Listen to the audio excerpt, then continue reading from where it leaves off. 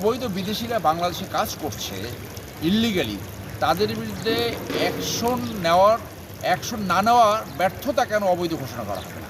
অর্থাৎ যাদের এটা অ্যাকশন নেওয়ার কথা, রেসপন্ডেন্টস আমরা কাদেরকে করেছি? 3 দিন শুনানি করেছি। এরপরে মাননীয় কোর্ট একটি রুল ইস্যু করেছেন এবং একটি ডাইরেকশন দিয়েছেন। রুল ইস্যু করেছেন যে অবৈধ বিদেশিরা বাংলাদেশে কাজ করছে ইল্লিগালি, তাদের বিরুদ্ধে অ্যাকশন না নেওয়ার ব্যর্থতা কেন অবৈধ ঘোষণা করা হবে না?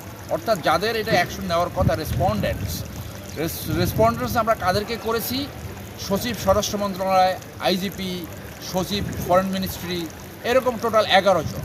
সো এইটা হলো রুলের পরে ডাইরেকশন দিয়েছে, একটা থরো ইনভেস্টিগেশন করতে বলেছেন এবং সেই ইনভেস্টিগেশন রিপোর্ট কোর্টে দাখিল করতে বলেছেন।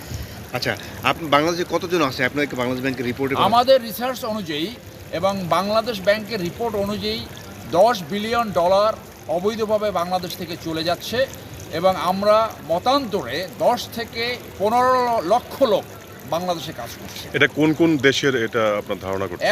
169টা দেশের নাগরিক অবৈধভাবে বাংলাদেশে কাজ করছে। এর সবচেয়ে বেশি সিংহভাগ হচ্ছে ইন্ডিয়ান।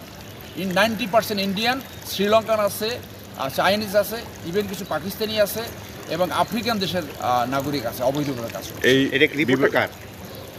বিভিন্ন পত্রিকা আসছে বা আমরা 5-6টা পত্রিকার কাটিং এখানে দিয়েছি এবং আমরাও রিসার্চ করেছি। ইভেন সংস্থাপন সচিব তিনি বলেছেন বাংলাদেশে 5 লক্ষ অবৈধ লোক কাজ করছে। সচিব এখানে তিনি বলেছেন। বিবাদী করেছেন কাকে?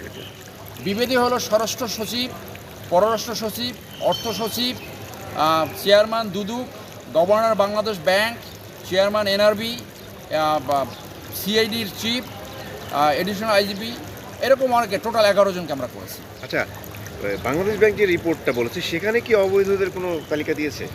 বাংলাদেশ ব্যাংকের রিপোর্টে আমরা যেটা কোর্টে সাবমিট করেছি সেখানে দেখেছে বাংলাদেশে সার্ভিসের মাধ্যমে $10 বিলিয়ন চলে যায়। সার্ভিস, এই সার্ভিসটা হলো বছরে এই সার্ভিসটা হলো যে ব্যক্তিরা কাজ করছে সেই সার্ভিস। অর্থাৎ এই যে ব্যক্তিরা কাজ করছে তাদের কোনো লিগ্যাল পারমিট নাই। আমরা আবারও বলি, আপনি লিগালি কাজ করেন, ইলিগালি কাজ করে বাংলাদেশের যে নাগরিক যাদের অধিকার রয়েছে কর্মক্ষেত্রে নিযুক্ত হওয়া যোগ্যতা অনুযায়ী, তারা চাকরি পাচ্ছে না। আর সেইখানে আপনি প্রায় 10 থেকে 15 লক্ষ বিদেশে চাকরি করছে। এইটা জনস্বার্থের সম্পূর্ণ বিপরীতে। এইটা আমাদের দেশের নাগরিকদের অধিকার হরণ। এইটা আপনার ভাই বোন, আপনার আত্মীয় স্বজন, আমাদের ভাই বোন, এই দেশের নাগরিক বঞ্চিত হচ্ছে কর্মক্ষেত্রে নিযুক্ত হওয়ার, যেটা সাংবিধানিক অধিকার।